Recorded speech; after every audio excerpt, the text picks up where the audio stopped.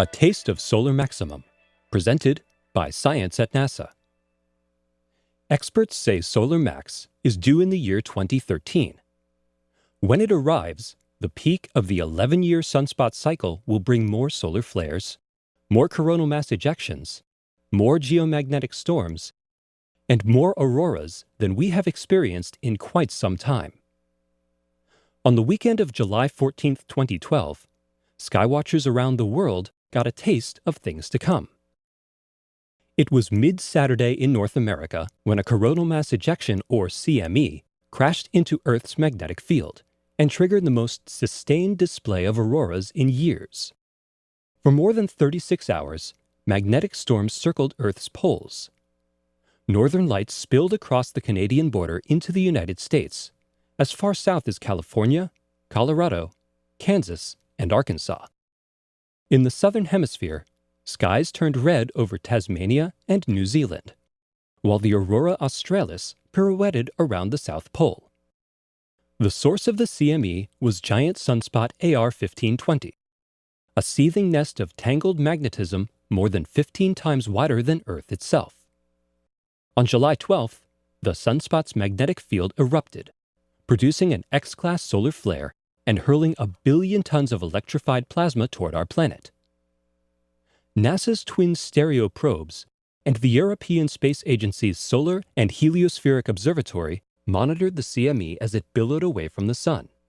Using those data, analysts at NOAA and NASA successfully predicted the cloud's arrival time.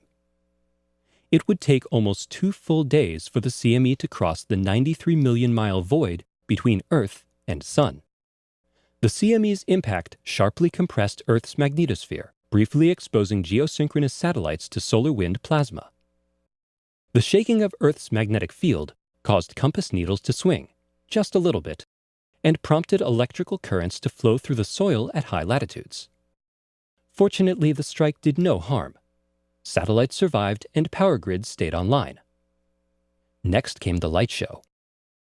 As the CME's wake washed across Earth, the polar regions of our planet lit up like a Christmas tree. Red, green, blue, and purple auroras capped both ends of the planet, glowing, dancing, and ultimately spreading to places where auroras are seldom seen. In Arkansas, for instance, there was a faint glow off and on for most of the night, reports Brad Emfinger from a little town called Ozark. Around 3 a.m., there was an outburst of red and purple plainly visible to the naked eye. In Pawnee Grasslands, Colorado, photographer Robert Arnn saw the northern lights for the first time ever. As soon as I stepped out of the car, the sky looked like it was on fire. Then the moon, Venus, and Jupiter rose together in the east. To see the conjunction and the auroras side by side was incredible.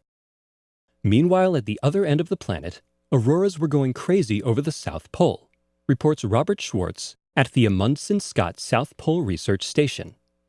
We enjoyed the show under crystal clear skies with an air temperature of minus 105 degrees Fahrenheit. In Ashland, Wisconsin, on the other hand, John Welling watched the show in his shirt sleeves.